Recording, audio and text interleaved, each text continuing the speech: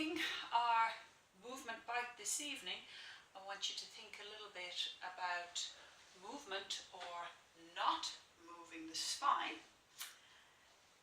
A stretch that many people think they should be able to do is, can you touch your toes while keeping your knees straight?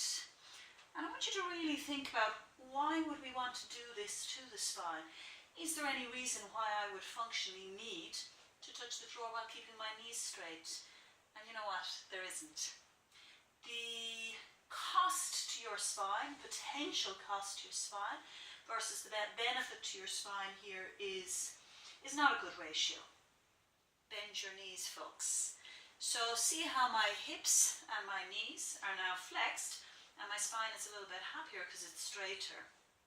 Performing this type of movement with the spine unloaded is less damaging than if I'm going to lift up a weight with a rounded spine.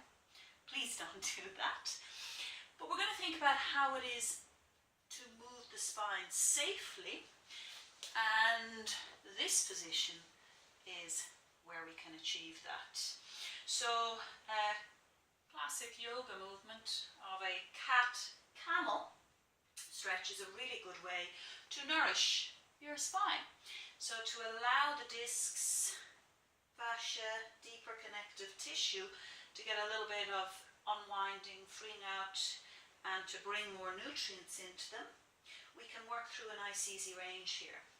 Looking for a more exaggerated range, going right out to the end of your range, will not bring you more benefit. So think again about that cost versus benefit ratio, and just stick with a nice easy range and look to explore a smooth and coherent movement.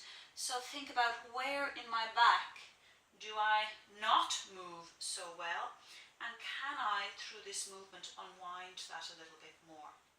So my vertebrae, my intervertebral discs, all of those really important structures in my spine are unloaded here, and this is a great way to nourish them.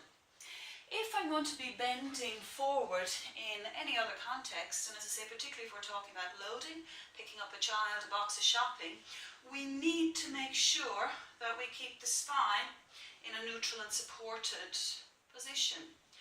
A dowel, a broomstick, is a really good way to help you get in touch with this, and I'd suggest you work this movement in front of the mirror. Hinging at the hips, keeping the spine in a neutral position. So notice how my tailbone between my shoulder blades and the back of my head all stay in a perfect straight line. So if I bend forward, rounding the spine, I am creating stress unnecessarily.